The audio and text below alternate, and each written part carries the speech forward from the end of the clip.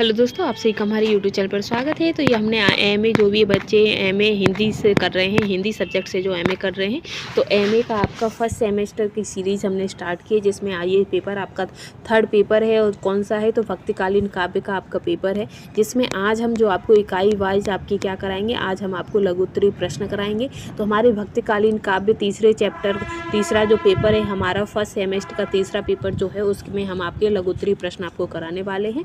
ठीक है, तो चलिए हम स्टार्ट करते हैं। हमारा पहला क्वेश्चन रहेगा, भक्ति काल की प्रमुख धाराएं बताइए। तो भक्ति काल की जो प्रमुख धाराएं हैं उसमें आपकी निर्गुण धारा और सगुण धारा आती हैं।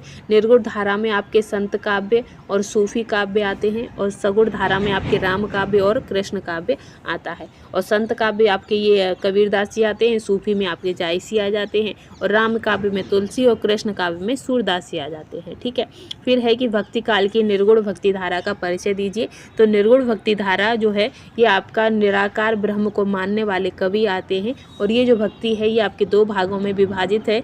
निर्गुण, उसमें आपकी ज्ञान मार्गी शाखा और प्रेम मार्गी शाखा आती है। ज्ञान मार्गी शाखा की बात करें तो ये ज्ञान मार्गी या ज्ञानाश्री शाखा के अधिकांश कवि संत थे। इन संतों ने भटके हुए समाज को सही मार्ग बताया। जहां उन्होंने समाज में व्याप्त आडंबरों कुरीतियों का विरोध किया, वहां उन्होंने हिंदू मुस्लिम एकता पर भी बल दिया है। वहीं अगर इनके प्रमुख कवियों की बात करें ज्ञान मार्गी शाखा के, तो प्रमुख कवियों में आपके कौन से आ जाते हैं? तो प्रमुख कवियों में, इस शाखा के प्रमुख कवियों में आपके कबीरदास जी, दादू लाल और मलुकदास, नानक चंद, रैदास आदि इसमें आते हैं।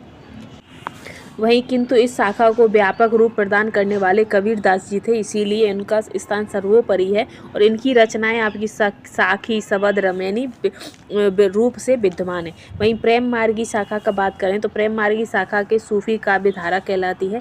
इस शाखा के कवियों ने हिंदू परिवारों की कथाओं के माध्यम से सूफी सिद्धांतों का प्रतिपादन करके हिंदू और मुस्लिमों की में एकता स्थापित करने का प्रयास किया। इन कवियों ने प्रेस के द्वारा परमात्मा को प्राप्त करने का मार्ग दिखाया, प्रेम के द्वारा। ठीक है, और इसके प्रमुख कवि कौन थे?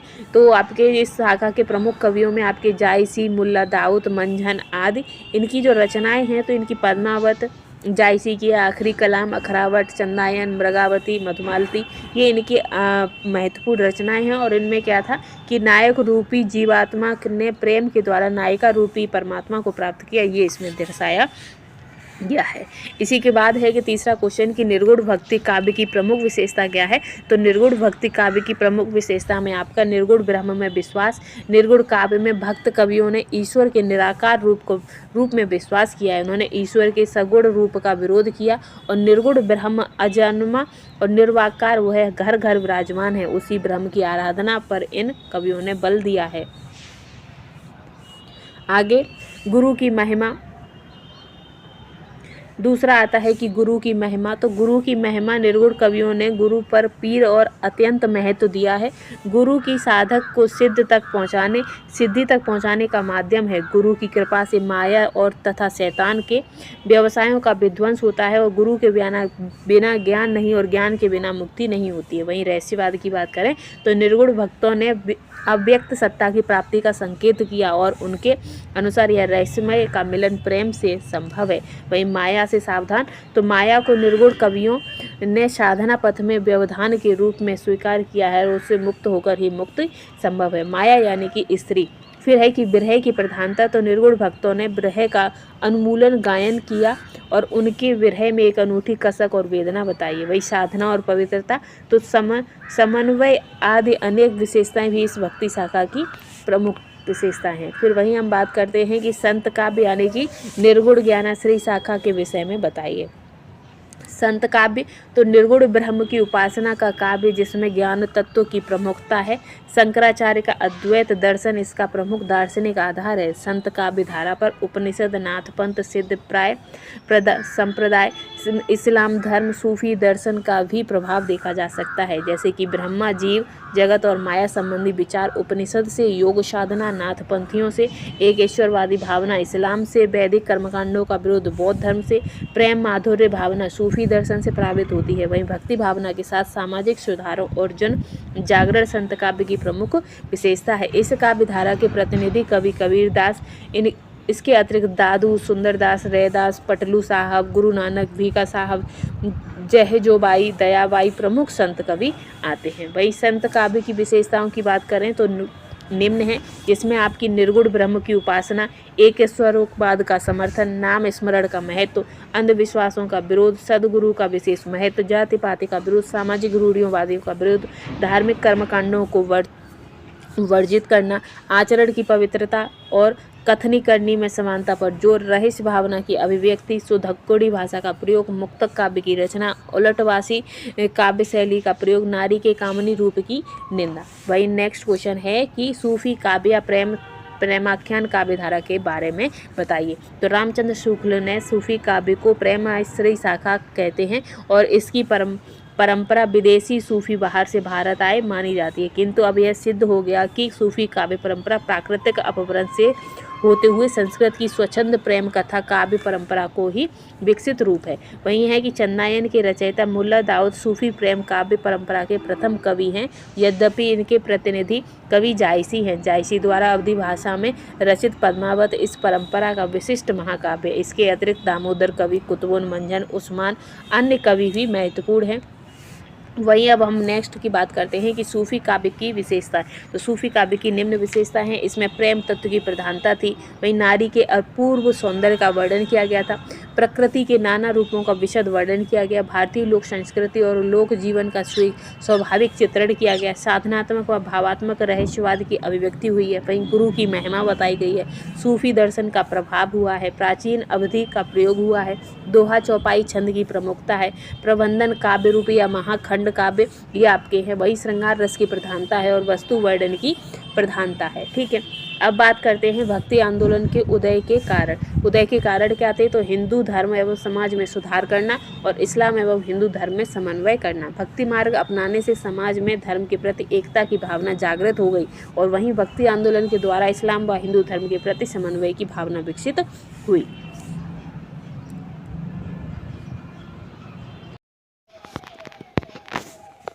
नेक्स्ट, कबीरदास जी का संक्षिप्त परिचय दीजिए। तो कबीरदास जी का जन्म व मृत्यु व स्थान के विषय में व्यापक मतभेद रहा है। प्राप्त तथ्यों के आधार पर इनका जो जन्म है वो 1399 संवत 1456 व मृत्यु जो है वो 1518 और संवत में 1575 मानी जा सकती है। कबीर गृहस्थ थे, उनकी पत्नी का नाम लोई था और उनके पुत्र का नाम कमाल और पुत्री का नाम कमाली था और कबीरदास जी का लालन पालन जुलाहा दंपति ने किया था।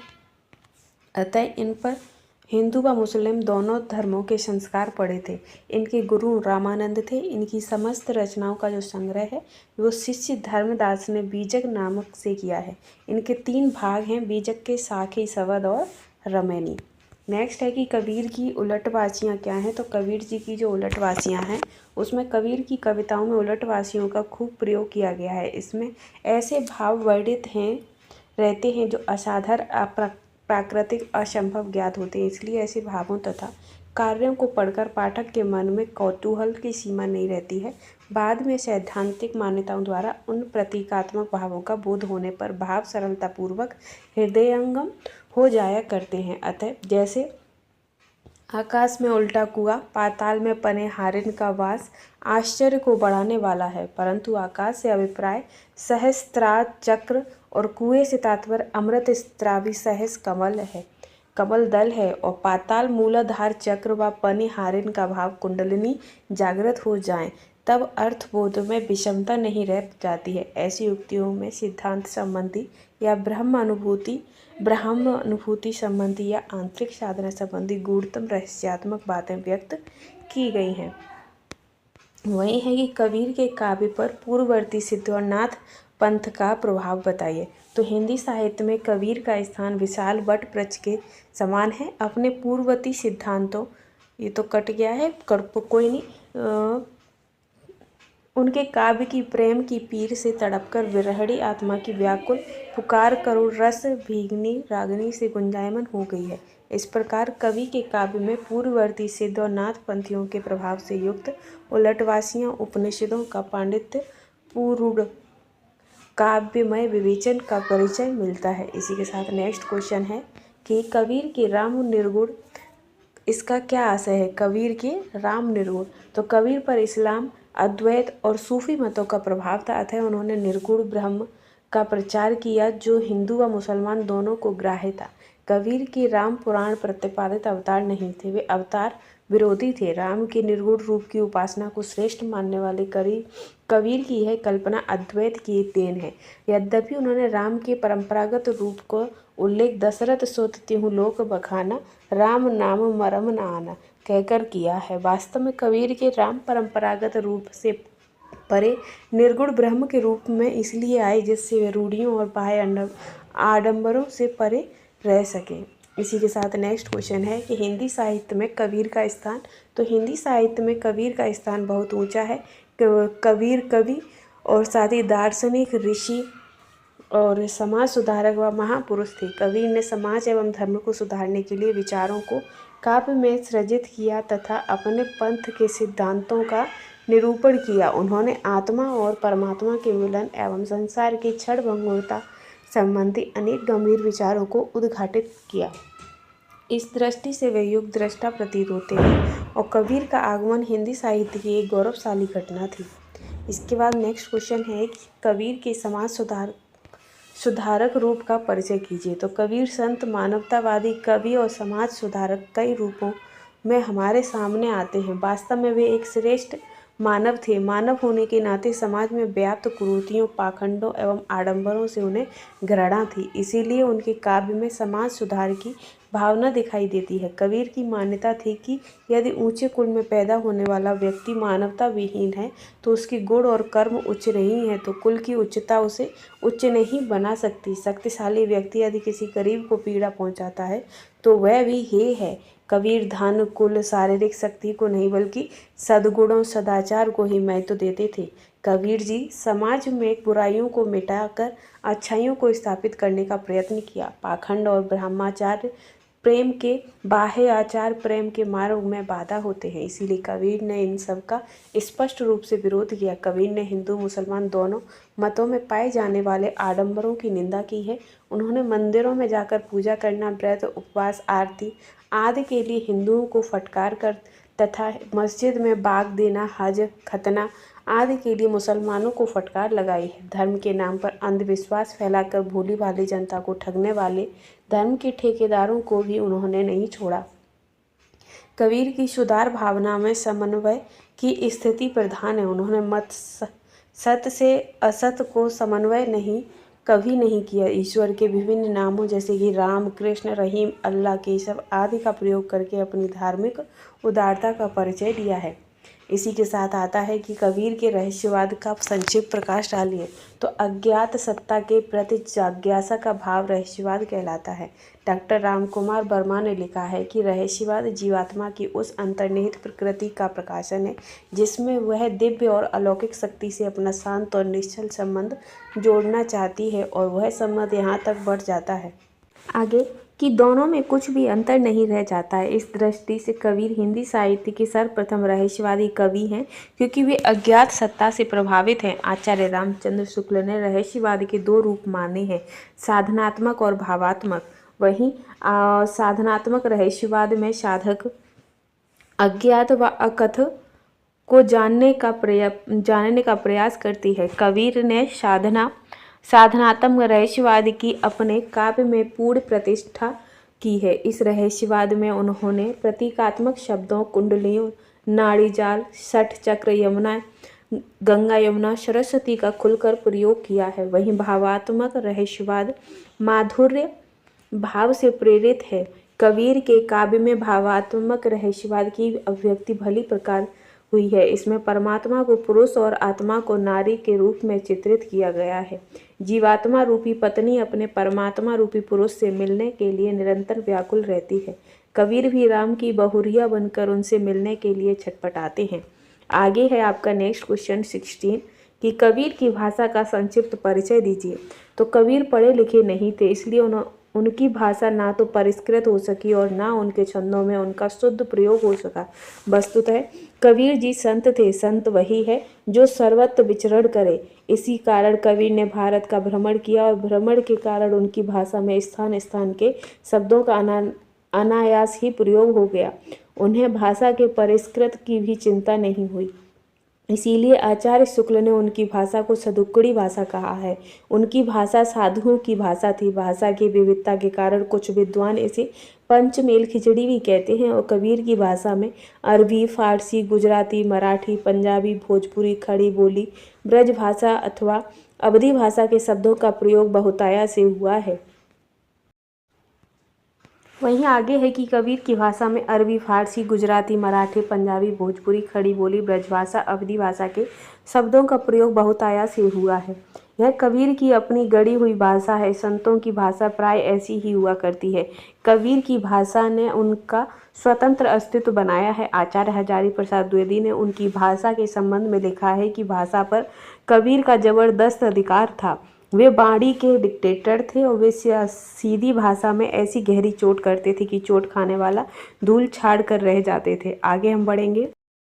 आगे है नेक्स्ट क्वेश्चन कि कबीर की भक्ति भावना पर प्रकाश डालिए। तो संत कबीर ज्ञानी होने के साथ साथ भक्त और विरक्त भी थे। वे निर्गुण निराकार ब्रह्म को मानने वाले थे, किंतु उन्होंने वैष्णव स्वामी रामानंद से राम की भक्ति का जो वरदान प्राप्त किया था वह अद्वितीय था। उन्होंने राम से अपने कई नाते, पिता, पुत्र और पत्नी और सेवक के स्थापित कर लिए थे। उन्होंने ईश्वर के गुणों का बखान भी किया है और उसके रूप पर आसक्त भी हुए। ईश्वर का स्मरण और उसके प्रति दास्य भाव उनके काव्य में विशिष्टता के साथ आया है। उन्होंने ईश्वर को सखा के रूप में भी देखा। अनेक स्थलों पर तो कबीर का भक्त हृदय हरि जननी का बालक हो गया। उनकी भक्ति में आत्मनिवेदन है, तन्मयता है और परम विहार सचित भी है। उनके हृदय में वैष्णव परंपरा की जड़ें बहुत आगे है कि उनके हृदय में वैष्णव परंपरा की जड़ें बहुत गहराई तक समाई हुई थी। उनकी मान्यता थी कि निष्काम भक्ति से प्रभु की अनुभूति का मार्ग सुलभ हो जाता है। भक्त केवल भक्ति चाहता है, स्वर्ग नहीं। अतः यदि भक्त को सहज प्रेम भक्ति का थोड़ा अंश भी मिल जाता है तो उसका जीवन धन्य हो जाता है। निष्कर्ष रूप में कबीर ने भक्ति के लिए आस्तिकता, श्रद्धा, विश्वास, पवित्रता, गुरु कृपा, नाम स्मरण, गुण कीर्तन और विविध और प्रपत्ति भाव आदि को तत्वों को अपनाया है। इसी के साथ अब हमारा नेक्स्ट क्वेश्चन है कि कबीर की काव्य में सखियों का क्या महत्व है। तो कबीर की रचनाओं में सर्वाधिक महत्व उनकी सखियों का ही है। इन सखियों में कबीर सत्य के स्वरूप का अनुभवजन्य विश्लेषण, सांसारिकता, ब्रह्म एवं जीव के संबंध, धर्म और पाखंड का अंतर तथा सामाजिक एवं धार्मिक विसंगतियों का विवेचन प्रस्तुत करते हैं। यहाँ उन्होंने शास्त्र ज्ञान एवं विद्वता की सहायता नहीं ली, अपितु अपने अनुभवजन्य सत्य को उद्घाटित किया है। इन सत्यों के दर्शन अज्ञानता, भेदभाव, अहंकार आदि में लिपटे सामान्य पुरुषों को नहीं होते हैं। कबीर की साखियाँ उन्हें इन सत्यों का दर्शन कराती हैं। वे उन्हें ज्ञान की आंखें प्रदान करके धर्म, समाज, रिवाज, ईश्वर, जगत, मंदिर, मस्जिद, पूजा पाठ आदि के वास्तविक रूप को दिखाते हैं। इसी के साथ हम नेक्स्ट क्वेश्चन पर चलेंगे। नेक्स्ट है आपका कि पद्मावत की कथा का संक्षेप में वर्णन कीजिए।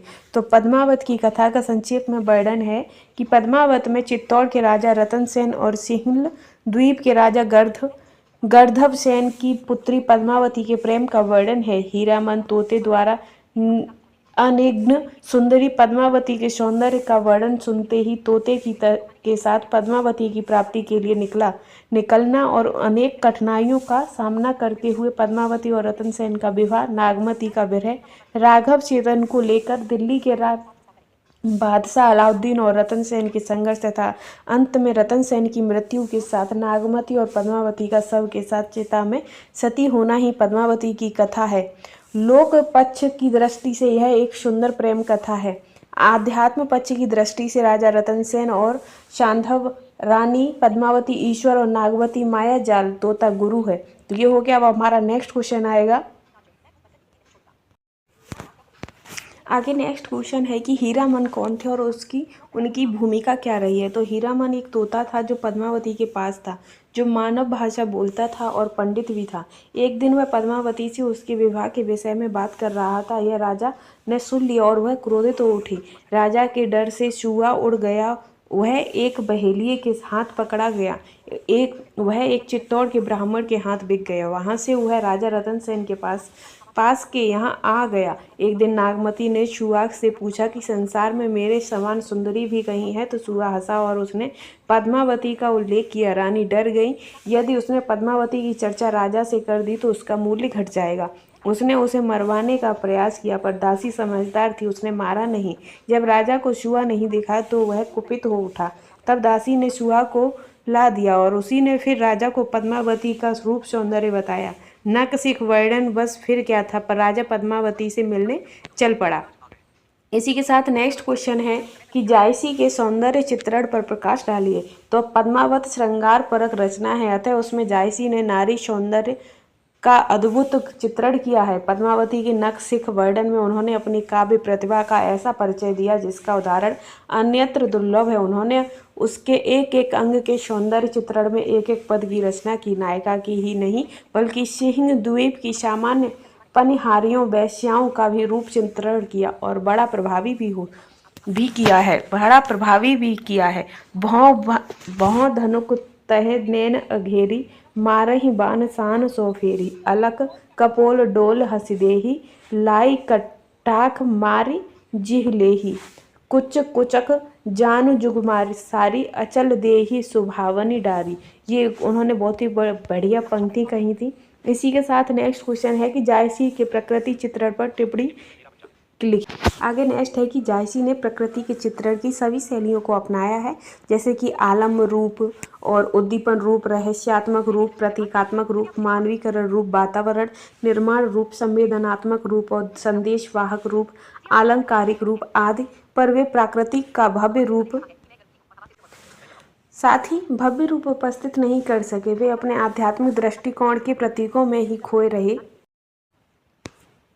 वे अपने आध्यात्मिक दृष्टिकोण के प्रतीकों में ही खोए रहेंगे। मनुष्य के सुख दुख के रंगों में ही उसको देखा। प्रकृति का स्वतंत्र मनोमुग्धकारी रूप उनकी आंखों से उछल रहा। फिर भी प्रकृति के माध्यम से उन्होंने अपने प्रियतम की जो छवि प्रस्तुत की है वह अद्वितीय है।